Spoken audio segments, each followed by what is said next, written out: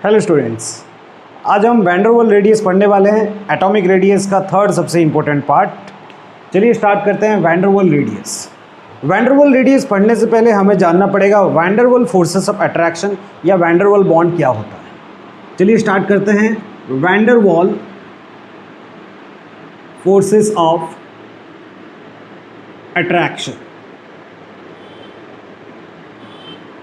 ये जो forces of attraction होता है, या तो ये मॉलिक्यूल मॉलिक्यूल के बीच में एक अट्रैक्शन है, एंड इसी फोर्सेस ऑफ अट्रैक्शन को कहते हैं वैन डर वाल्स फोर्सेस। या फिर ये ग्रुप 18 एलिमेंट्स के जो गैसेस होते हैं उनके बीच में भी ये अट्रैक्शन हो सकता है। फॉर एग्जांपल देखिए, मैंने नियन लिया। नियन गैसेस जो होते हैं वो एग्जिस्ट कैसे करते हैं? नियन गैसेस में जो नियन के एटम्स होते हैं उनके बीच में भी वैन डर वाल्स फोर्सेस होता है। उनके बीच में भी फोर्सेस ऑफ अट्रैक्शन जो होता है वो होता है वैन डर वाल्स फोर्सेस। अब यहाँ पे नियन इसीलिए van der Waals forces show करता है क्योंकि आप सबको पता है कि ग्रुप 18 के एलिमेंट्स इनर्ट गैसेस होते हैं, इसीलिए वो किसी के साथ रिएक्ट नहीं कर पाते हैं, एक्सक्लूडिंग यहाँ पर हम लेंगे ज़ेनन का। ज़ेनन किसी एलिमेंट के साथ रिएक्ट कर लेता है, लेकिन बाकी सभी गैसेस ग्रुप 18 के जो होते हैं वो स्टेबल होते हैं, इनर्ट होते हैं, वो किसी के साथ कोई फोर्सेस ऑफ अट्रैक्शन फॉर्म नहीं करते हैं। इसीलिए ये ग्रुप 18 के जो गैसेस होते हैं उनमें एटम्स के बीच में वैन डर वाल्स फोर्सेस होता है। अब वैन डर वाल्स फोर्सेस जिस टाइप के मॉलिक्यूल्स या जिस टाइप के स्पीसीज में होता है, उसी केस में हम जो रेडियस मेज़र करेंगे उसे कहते हैं वैन डर वाल्स रेडियस। चलिए स्टार्ट करते हैं वैन डर वाल्स रेडियस। अब वैन डर वाल्स रेडियस को डिफाइन कैसे करेंगे? It is the 1/2 of distance between two adjacent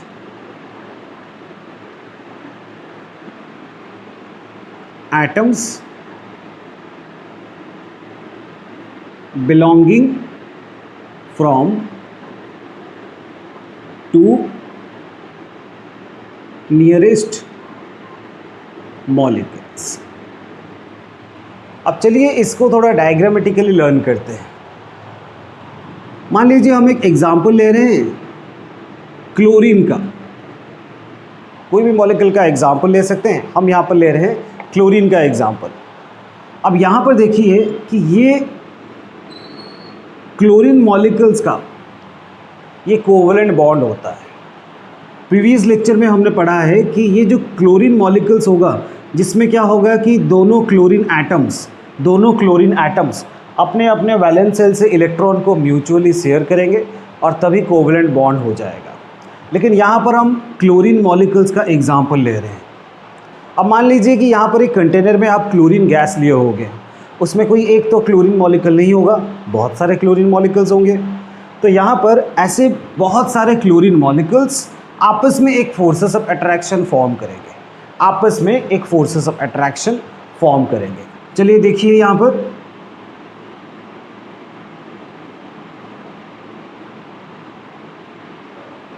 पर ये एक क्लोरीन मॉलिक्यूल, ये भी एक क्लोरीन मॉलिक्यूल। अब यहाँ पर क्या होगा कि as per definition it is the 1/2 of distance between two adjacent atom. देखिए दोनों नियरेस्ट मॉलिक्यूल्स कि ये दोनों एडजेसेंट एटम्स हैं। अब इन्हीं दो एडजेसेंट एटम के बीच में से आप डिस्टेंस मेज़र कर लीजिए। इन्हीं दो एडजेसेंट एटम, अगल बगल एटम में से आप डिस्टेंस मेज़र कर लीजिए। इस डिस्टेंस को कहेंगे internuclear distance between which atoms? Adjacent atoms. अब ठीक इसी इंटरन्यूक्लियर डिस्टेंस का हाफ ले लीजिए। हाफ ले लेने से क्या होगा, ये बन जाएगा हमारा वैन डर वाल्स रेडियस। अब क्लोरीन मॉलिक्यूल का जब वैन डर वाल्स रेडियस पता किया जाने लगा, वैन डर वाल्स रेडियस पता करने के लिए हमें पहले इंटरन्यूक्लियर डिस्टेंस यहाँ पे मेज़र करना होगा क्लोरीन मॉलिक्यूल्स में। अब यहाँ पर इसका जो इंटरन्यूक्लियर डिस्टेंस मेज़र किया गया, ये तो एक्सपेरिमेंटली मेज़र होता है, ऑलरेडी प्रीवियस लेक्चर में हम बात कर चुके हैं। कोई भी एटॉमिक रेडियस डिटरमाइन करने के लिए हमें एटम्स के बीच में इंटरन्यूक्लियर डिस्टेंस मेज़र करना होता है और वो एक्सपेरिमेंटली डिटरमाइंड होता है। तो ये एक्सरे टेक्निक से इसको एक्सपेरिमेंटली डिटरमाइन किया जाता है। अब यहाँ पर क्लोरीन मॉलिक्यूल का जो इंटरन्यूक्लियर डिस्टेंस मेज़र किया जाने लगा वो क्या था, 360 पिकोमीटर। अब ठीक 360 का पिकोमीटर का हाफ जब किसी भी न्यूक्लियस से मेज़र किया जाने लगा वो क्या था, वो था 180 पिकोमीटर। यही 180 पिकोमीटर को हम बोल सकते हैं van der Waal radius of chlorine atom, that is 180 picometer. अब यहाँ पर किसी भी एक क्लोरीन एटम जो वैन डर वाल फोर्सेस ऑफ अट्रैक्शन में इन्वॉल्व है उसी का वैन डर वाल रेडियस है 180 पिकोमीटर। अब यहाँ पर क्वेश्चन ये उठता है कि टोटल अगर 3 टाइप ऑफ एटॉमिक रेडियस होंगे, covalent radius, metallic radius and van der Waal radius, तो किसका एटॉमिक रेडियस लार्जर होगा? चलिए डिसाइड करते हैं। वैन डर वाल रेडियस में 2 कोवेलेंटली बॉन्डेड मॉलिक्यूल्स के जो एडजेसेंट एटम्स होते हैं, 2 कोवेलेंटली बॉन्डेड मतलब 2 नियरेस्ट कोवेलेंटली बॉन्डेड मॉलिक्यूल्स के जो एडजेसेंट एटम्स होते हैं, ये वाला एंड ये वाला, इनके बीच में डिस्टेंस को मेज़र किया जाता है।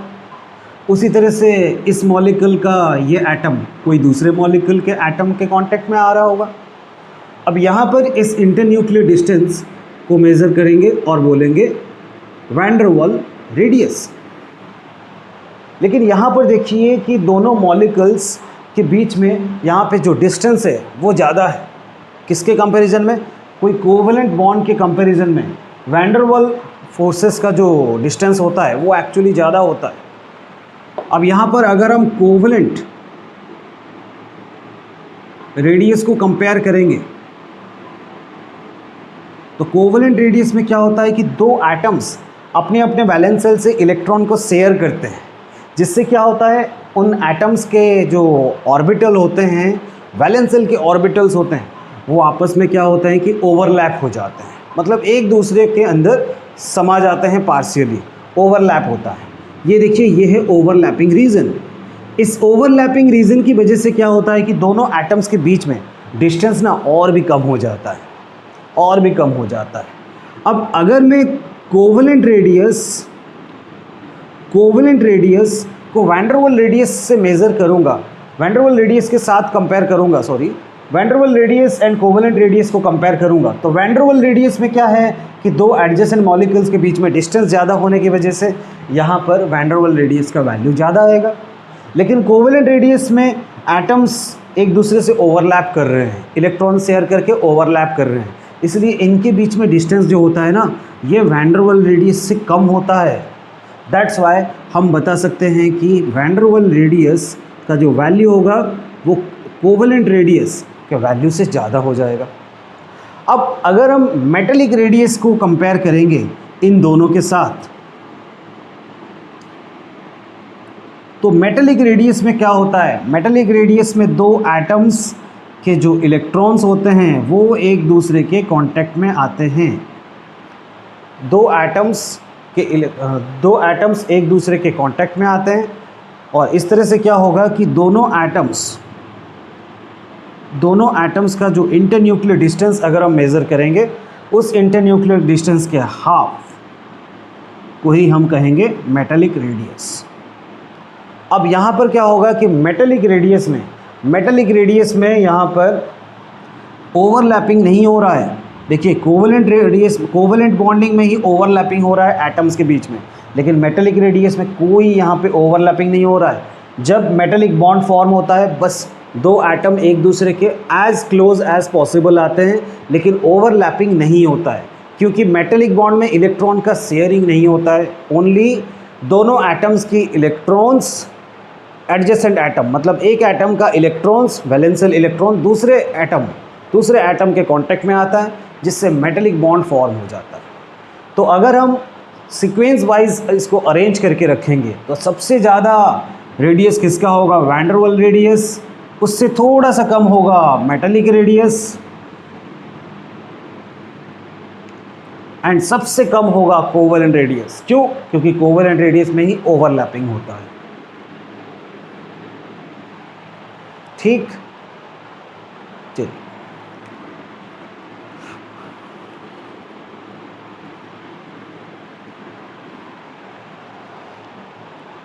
अब एटॉमिक रेडियस हमने पढ़ा।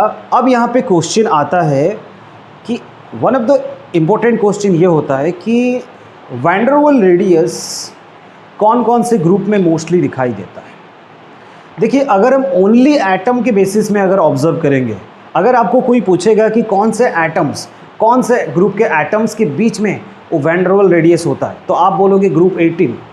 ओनली ग्रुप 18 के एटम्स एक दूसरे के बीच में क्या करेंगे? Van der Waal radius show करेंगे।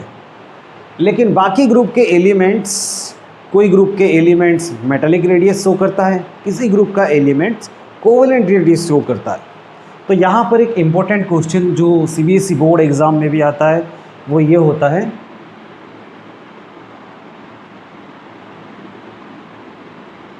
Y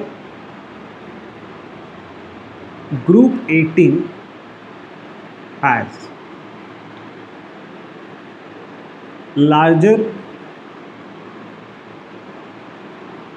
atomic radius than group 17 elements. Group 18 elements का जो एटॉमिक रेडियस है ग्रुप 17 एलिमेंट्स से ज़्यादा है। अब इसका कॉज क्या होता है?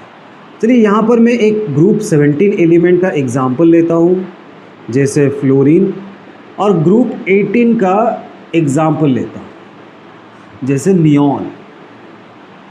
अच्छा, हमको पता है कि ग्रुप 17 के एलिमेंट्स रिएक्टिव होते हैं। अब ग्रुप 17 के जो एलिमेंट्स होते हैं वो इन जनरली क्या करते हैं कि कोवेलेंट बॉन्ड में इन्वॉल्व होते हैं, कोवेलेंट बॉन्ड में इन्वॉल्व होते हैं। जैसे देखिए, मैंने फ्लोरीन मॉलिक्यूल का एग्जांपल लिया। अब यहाँ पर क्या होता है कि दो फ्लोरीन के एटम्स आपस में इलेक्ट्रॉन का शेयरिंग करेंगे। इसकी वजह से क्या होता है कि यहाँ पर फ्लोरीन का कोवेलेंट रेडियस हो जाता है, फ्लोरीन का कोवेलेंट रेडियस हो जाता है। और यहाँ पे आपको अच्छे से पता है कि जितने भी एटॉमिक रेडियस हैं सबसे कम एटॉमिक रेडियस होता है किसका? कोवेलेंट रेडियस का। लेकिन ग्रुप 18 का अगर हम एग्जांपल लिए हैं नियन का, तो नियन गैस में, नियन एटम्स के बीच में यहाँ पर वैन डर वाल रेडियस होता है, और वैन डर वाल रेडियस आपको अच्छे से पता है कि कोवेलेंट रेडियस से ज़्यादा वैल्यू देता है। इसीलिए ग्रुप 18 के elements van der Waal radius होने की वजह से ग्रुप 17 एलिमेंट्स से ज़्यादा वैल्यू रखते हैं रेडियस का। That's why are van der Waal of group 18 is greater than R covalent of group 17। आशा है आपका क्लियर हो गया होगा ये कॉन्सेप्ट। चलिए अभी हम नेक्स्ट टॉपिक में चलते हैं, factors affecting atomic radius.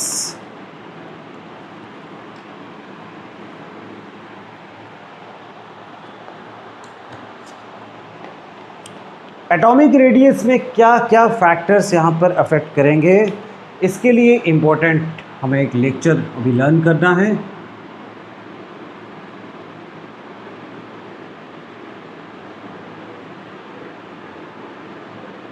Factors affecting atomic radius, factors affecting atomic radius. Atomic radius में पहला फैक्टर आ रहा है न्यूक्लियर चार्ज। न्यूक्लियर चार्ज, चलिए एक एग्जाम्पल ले जाते हैं। सपोज़ आपको एक एटम दे दिया गया है जो कि एटम X है। अब इसमें, इस न्यूक्लियर में, मान लीजिए इस न्यूक्लियस में, इस एटम X के न्यूक्लियस में 10 प्रोटॉन है। अब और एक एटम के साथ मैं कंपेयर करता हूँ, ये होगा एटम Y। अब मान लीजिए कि इस एटम में 15 प्रोटॉन है, तो यहाँ पर देखो कि न्यूक्लियस का जो चार्ज होता है वो मेनली डिपेंड करता है उसमें क्यों कितने प्रोटॉन हैं। अगर ज़्यादा प्रोटॉन होंगे तो न्यूक्लियस का चार्ज ज़्यादा होगा, अगर कम प्रोटॉन होगा तो न्यूक्लियस का चार्ज कम होगा। अब न्यूक्लियस का चार्ज अगर ज़्यादा बढ़ता जाएगा तो वो क्या करेगा कि वैलेंस सेल के इलेक्ट्रॉन्स को और भी स्ट्रांगली अपनी तरफ अट्रैक्ट करता जाएगा, क्योंकि वैलेंस सेल के electrons negatively charged and nucleus में अगर पॉजिटिव चार्ज मतलब प्रोटॉन्स बढ़ते जाएंगे तो वो वैलेंस सेल के इलेक्ट्रॉन को और स्ट्रांगली अपनी तरफ खींचता जाएगा। अब बताओ कि यहाँ पर इन दोनों में से कौन स्ट्रांगली खींचेगा? Y में 15 नंबर ऑफ प्रोटॉन है, इसलिए ये क्या करेगा कि मोर स्ट्रॉन्गर अपनी तरफ इलेक्ट्रॉन्स को खींचेगा। अब यहाँ पर हम बताएंगे कि न्यूक्लियर चार्ज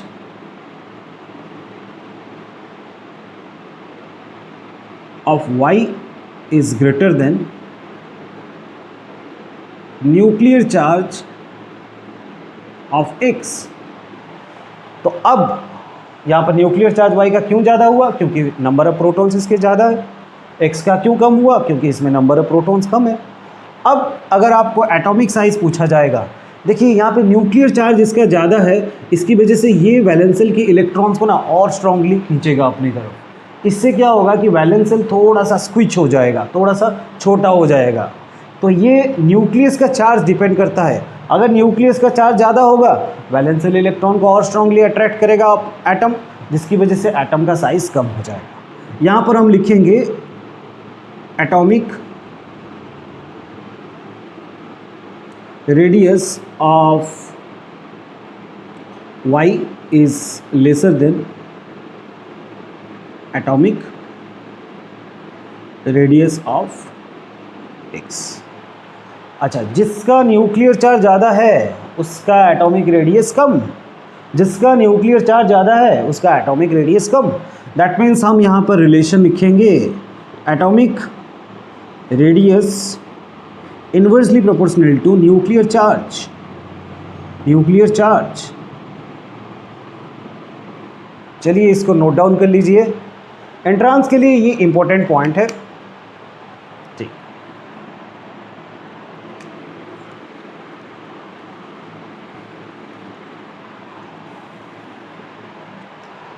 अब यहां पर एक पॉइंट आ रहा है जिसे कहेंगे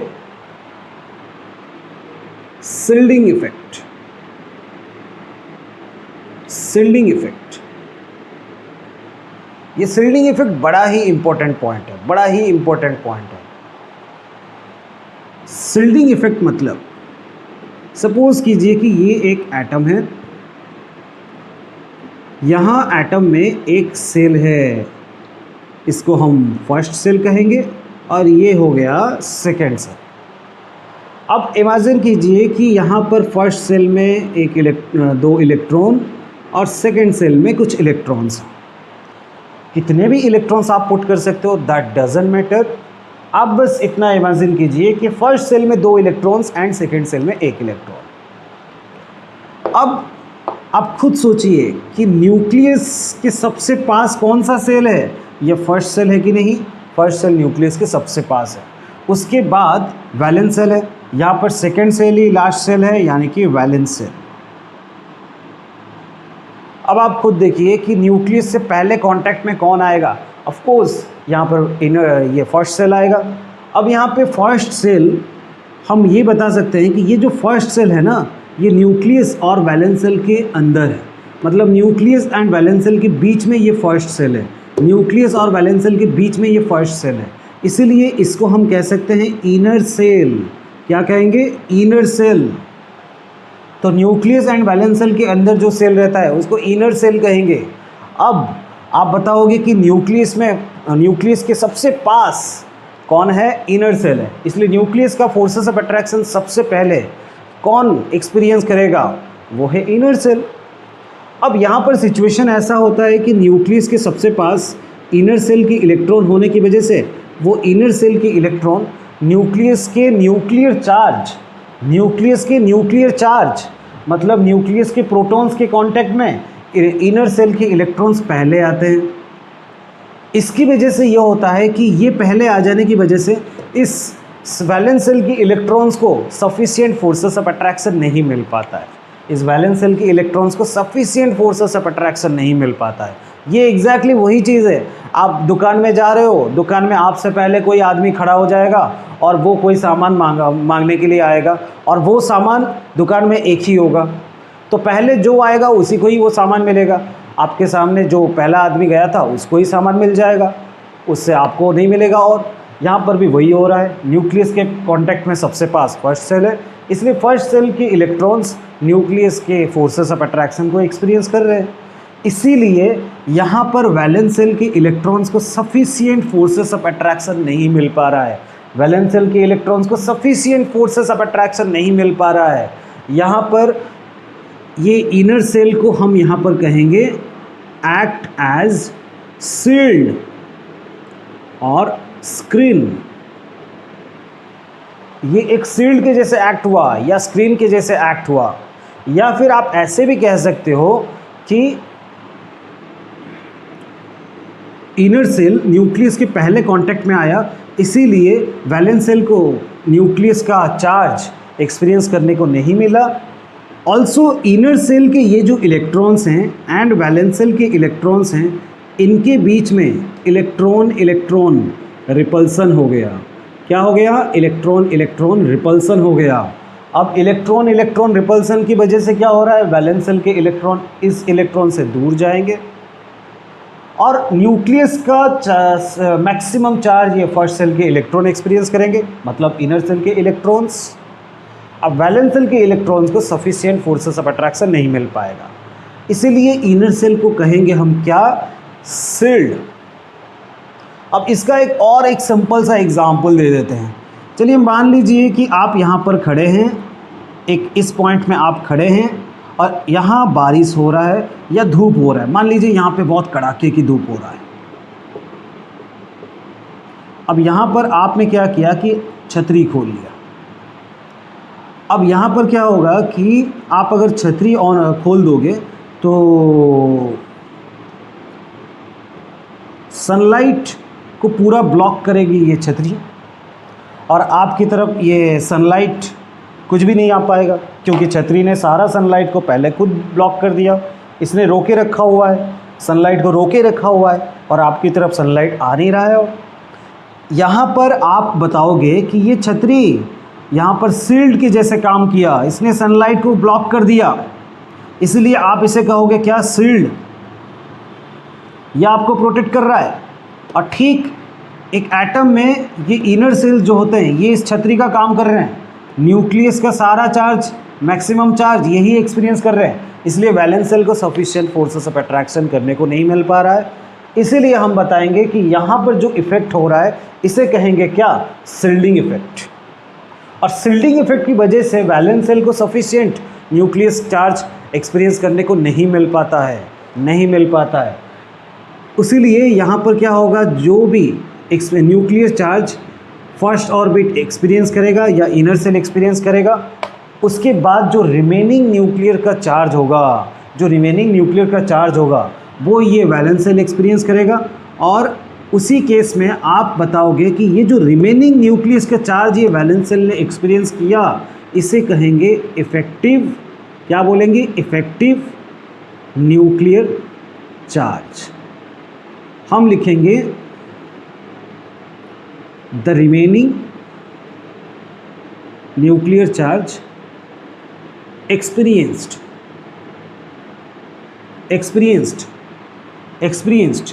by valence cell electrons due to shielding effect। अब यहाँ पर क्या होगा कि effective nuclear charge and shielding effect का यहाँ पर रोल क्या है एटॉमिक रेडियस में? बड़ा सिंपल सा टर्म है। आप इमेजिन करो कि मैं एक एग्जांपल लिया यहाँ पर, लिथियम एंड सोडियम। लिथियम का कन्फिग्रेशन होता है 1s2 2s1, सोडियम का कन्फिग्रेशन होता है 1s2 2s2 2p6 and 3s1। चलिए यहाँ पर इसको ड्रॉ करते हैं। लिथियम का ये है एटम, ये लिथियम का फर्स्ट सेल और ये है सेकंड सेल। फर्स्ट सेल में यहाँ पर 2 इलेक्ट्रॉन और सेकंड सेल में 1 इलेक्ट्रॉन। ठीक, तो यहाँ पर आप बताओगे कि एक इनर सेल है। इनर सेल कितने हैं? इनर सेल हैं 1। और अभी सोडियम, सोडियम का ये फर्स्ट सेल, ये सेकंड सेल और ये थर्ड सेल। सोडियम के फर्स्ट सेल में 2 इलेक्ट्रॉन्स और सेकंड सेल में हैं 8, 2 + 6 8, 1 2 3 4 5 6 7 8 एंड थर्ड सेल में 1 इलेक्ट्रॉन।